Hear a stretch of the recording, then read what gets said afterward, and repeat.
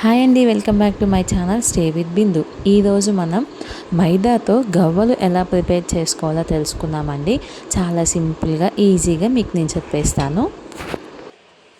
మనం దీనికోసం ఒక హాఫ్ కేజీ దాకా మైదా పిండి తీసుకొని దాంట్లో కొంచెం సాల్ట్ యాడ్ చేసుకుందామండి. ఒక 2 టేబుల్ స్పూన్ దాకా ఆయిల్ కూడా యాడ్ చేసుకొని మిక్స్ చేసుకుందాము. మీకు ఆ గవ్వ అనేది క్రిస్పీగా కావాలి అనుకుంటే ఒక 2 టేబుల్ స్పూన్ దాకా ఉప్మా రవ్వ అంటే సూజీ యాడ్ చేసుకోవాలండి. ఈ విధంగా బాగా మిక్స్ చేసుకొని పెట్టుకుందాము.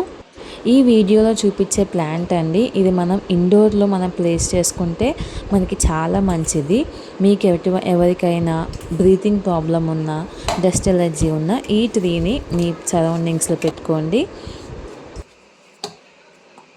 ఈ విధంగా వీడియోలో చూపించే విధంగా చాలా సాఫ్ట్గా మనం మిక్స్ చేసుకొని ఎక్కువ వాటర్ పోసుకోకుండా మరీ మెత్తగా కాకుండా కొంచెం గట్టిగా చేసుకుందామండి. ఇది గవ్వలు ప్రిపేర్ చేసుకోవటానికి యూస్ చేసే చెక్క అండి. వీడియోలో చూపించే విధంగా ఈ విధంగా చిన్న చిన్న బాల్స్ తీసుకొని ఈ విధంగా మనం ప్రెస్ చేసుకుంటే గవ్వల షేప్ అనేవి వస్తుంది మనకి.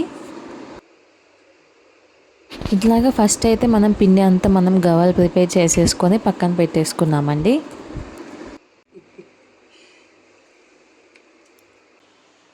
ఇదంతా అయిపోయిన తర్వాత మనం కళాయిలో డీప్ ఫ్రైకి కావాల్సిన ఆయిల్ పోసుకొని బాగా హీట్ అయిన తర్వాత ఈ గవ్వలు అనేది మనం యాడ్ చేసుకున్నాము. కొంచెం ఫ్రై అయిపోయిన తర్వాత ఈ విధంగా మిక్స్ చేసుకుంటా అది గోల్డెన్ బ్రౌన్ కలర్ వచ్చేంతదాకా మనం మిక్స్ చేసుకోవాలండి.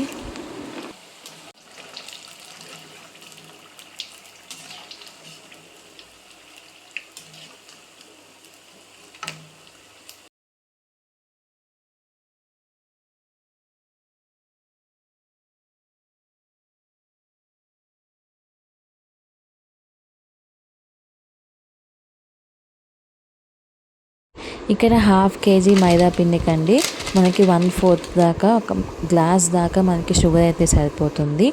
ఆ గ్లాస్ వాటర్కి ఒక 3 గ్లాస్ వాటర్ యాడ్ చేసుకొని బాగా మిక్స్ చేసి తీగ పాకం వచ్చేదాకా మనం దాన్ని మిక్స్ చేసుకుంటూ చూసుకోవాలండి. దీంట్లోనే కొంచెం ఫ్లేవర్ కోసం ఇలాచీ పౌడర్ని కూడా యాడ్ చేసుకున్నాము. ఇప్పుడు దీంట్లో గవ్వలు వేసుకొని ఆ పాకము గవ్వలు బాగా మిక్స్ అయ్యేదాకా మనం మిక్స్ చేసుకోవాలండి.